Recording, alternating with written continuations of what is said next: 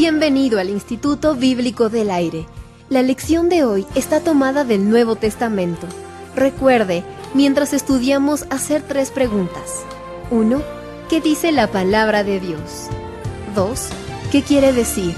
Y 3. Lo más importante, ¿qué quiere decir para mí? ¿O cómo quiere Dios aplicar estas verdades a mi vida? Gracias por planificar estar con nosotros cada día mientras estudiamos el Nuevo Testamento juntos y aprendemos a aplicar las verdades de Dios a nuestras vidas. Nuestra oración es que el Instituto Bíblico del Aire lo ayude a introducirse en la palabra de Dios, para que la palabra de Dios pueda introducirse en usted. Entonces, ocurrirán cosas maravillosas y milagrosas. El Instituto Bíblico del Aire agradece a Dios por la oportunidad de estudiar las Sagradas Escrituras con usted. Ahora, aquí está nuestro maestro, que nos ayudará a aprender y aplicar muchas verdades del Nuevo Testamento. Concluimos nuestra lección anterior hablando acerca de Jesús en la tentación en el desierto. Hablamos ciertas cosas sobre este episodio interesante de la vida de nuestro Señor Jesucristo, y en esta ocasión vamos a ver algo más sobre esta tentación. Recuerde que estamos considerando el Evangelio según San Mateo. Cuando Satanás tentó a Jesús, lo hizo en estas condiciones. Jesús terminaba su ayuno de 40 días y 40 noches, lo cual es el límite. Algunas personas ayunan 40 días pero toman la cena.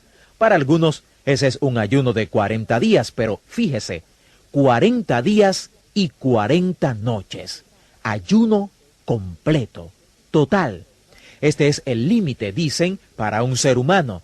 Así que él está hambriento y la tentación es: vuelve estas piedras en pan. Si eres el Hijo de Dios, hazlo. ¿Y cuál es la respuesta? Está escrito. Estas son las primeras palabras del Mesías en los evangelios sinópticos. ¿Cuáles fueron sus primeras palabras habladas en Mateo? Está escrito. Y él lo dice 3 veces. Él le responde al tentador con la escritura. La tentación en Génesis capítulo 3 y la tentación aquí son lo mismo. Si usted estudia Génesis 3 y entiende lo que realmente dice, la tentación allí fue sencillamente esto: ponga lo físico primero y lo espiritual después. Dios creó al hombre con un hombre exterior y un hombre interior. Él tomó una pequeña cantidad de polvo y sopló en ese polvo el aliento de vida y se convirtió en un alma viviente. Así que después de su creación, el hombre tiene un ser interior y un ser exterior. Y por toda la Escritura vemos que se nos enseña que el hombre interior es el importante. Ese hombre interior es eterno. Esa es la parte que fue creada a la imagen y semejanza de Dios, ese hombre interior. Por esto se le dice constantemente al hombre en la Escritura que valorice al hombre interior. Debemos darle más valor al hombre interior que al exterior, o a lo material, o a lo físico. Y aquí está la tentación, la misma que está en Génesis 3. En Génesis 3, lamentablemente ellos cayeron, pero aquí el Hijo de Dios no cae en eso. Él dice: está escrito. Si un hombre realmente quiere vivir, no vive solo de pan, solo por satisfacer impulsos y necesidades físicas. Si un hombre realmente quiere vivir, que venga toda palabra que Dios haya hablado y que obedezca y entienda esa palabra, y entonces vivirá. En Génesis 3 el asunto era: ¿ha dicho Dios? Sí, Dios dijo. Bueno, eso no es verdad, dijo Satanás. Como puede ver, la palabra de Dios es puesta en duda. La palabra de Dios es retada y no es obedecida, así que el hombre cae. Aquí el asunto es: si usted quiere vivir, la palabra de Dios le mostrará cómo vivir. Por eso es que decimos que la Biblia lo es todo sobre la vida, y la vida es todo sobre la Biblia. Mientras más entiende usted este libro, más puede entender la vida, y mientras más entiende la vida, más puede entender la Biblia. Se dan luz la una a la otra. El propósito de la Biblia es que podamos vivir. Y esa es la forma en que Jesús respondió a la primera tentación. Ahora, en la segunda tentación hay un reto. Jesús tiene un reto si es que podemos pensar que él ha tenido algún reto. Después de todo, él nació de mujer. Tenía hermanos, hermanas, vivió en un pequeño lugar llamado Nazaret y la gente lo conocía. Un día él se iba a levantar y les iba a decir: yo soy Dios con ustedes. Quizás parezca un hombre, pero no solo soy hombre, soy Dios en carne.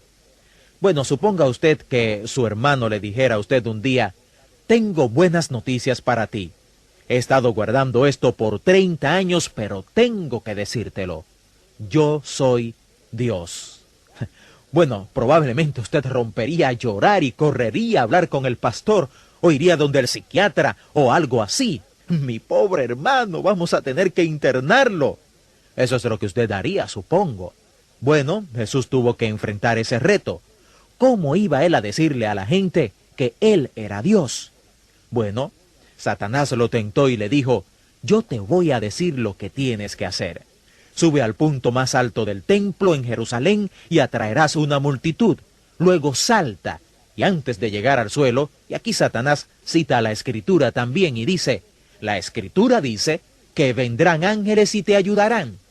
¡Ey! Esta parece ser una interesante prueba.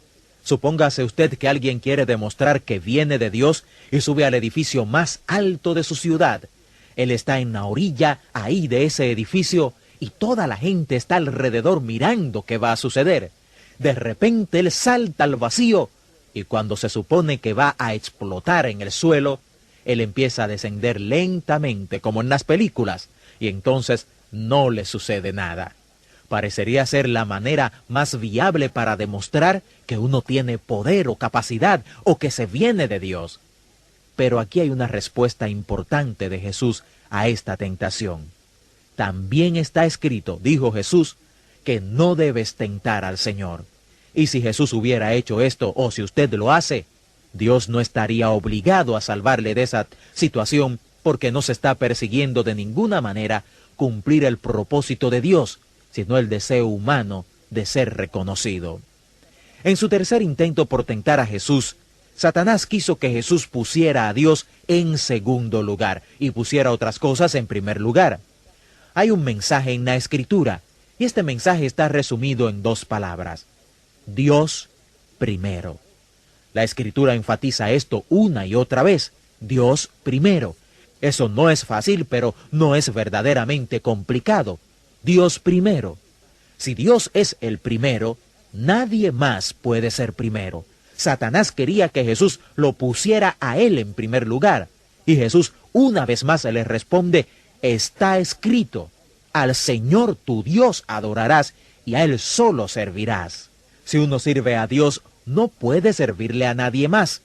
Jehová es mi pastor, dice el Salmo 23. Si Dios es mi pastor, ¿cómo puede otro ser mi pastor?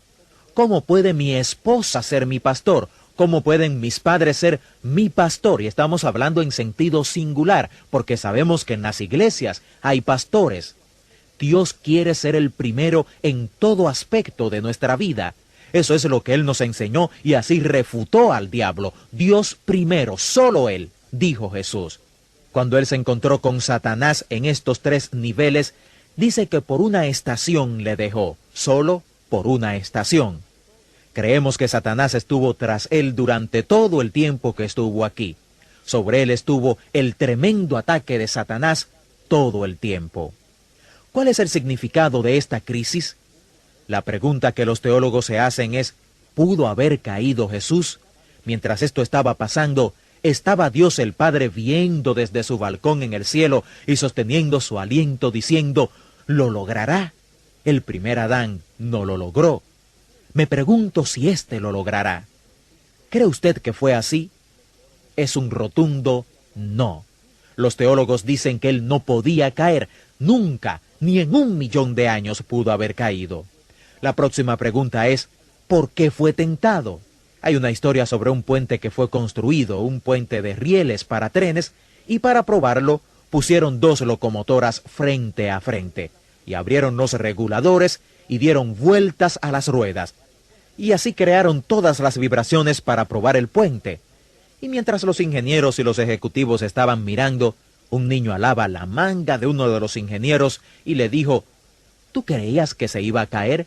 El ingeniero tenía un gran cigarro y le dijo, por supuesto que no. Y entonces el pequeño, quien era bastante astuto, le aló por la manga de nuevo y le dijo, ¿y para qué están haciendo todo eso?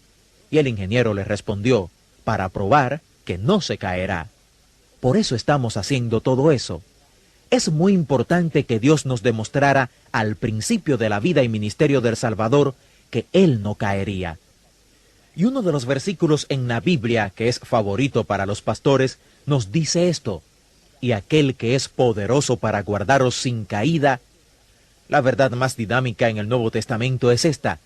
Tal como está en el libro de Hechos y en las epístolas, Jesucristo está vivo y está actuando en el planeta Tierra. ¿Y dónde está? Los magos hicieron esa pregunta. La respuesta a eso es, Él está en usted. ¿Sabía usted que su cuerpo es el templo de Cristo? Allí es donde Él mora. Él está en usted. Cristo en ustedes es la única esperanza de glorificar a Dios. Ese Cristo que fue tentado, que no podía caer y no cayó. Si Él está en mí, ¿puede guardarme de no caer? Por supuesto que puede.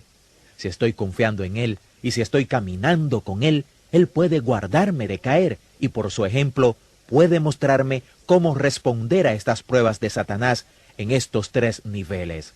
Porque Satanás está constantemente tratando de decirnos a usted y a mí, ponga lo físico primero y luego lo espiritual. Y constantemente nos dice, no esperes que Dios te vaya a probar, sino pruébalo tú todo el tiempo. Pídele pruebas como Gedeón y no confíes en él. Pruébalo. Esa es una estrategia del diablo. Y luego, por supuesto, esa tercera tentación que tiene que ver con nuestra relación con Dios y el enemigo de nuestra alma. Ponga cualquier cosa en primer lugar, menos a Dios. Ponga a su madre, a su esposa, cualquier otra persona, a su jefe, a la compañía de seguridad. Así es como Satanás nos roba de lo mejor de Dios. Dios quiere tener el primer lugar en nuestras vidas. Cuando ponemos a Dios en el primer lugar, obtenemos lo mejor de Dios. Satanás constantemente nos está diciendo, pon cualquier cosa en primer lugar, menos a Dios. Jesucristo nos mostrará que la vida es muy corta y muy preciosa para malgastarla en otra cosa que no sea lo mejor de Dios. Poner a Dios en el primer lugar en nuestras vidas. Ese es el significado de la tentación de Jesús.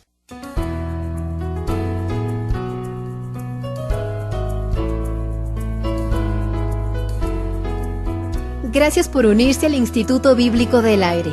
Al escuchar estas lecciones, no importa dónde se encuentre en su viaje a través de la vida, oramos que la lección de hoy lo ayude a entender y aplicar los principios de Dios a su vida. Por favor, planifique unirse a nosotros la próxima vez al aprender juntos más de la palabra de Dios en el Instituto Bíblico del Aire.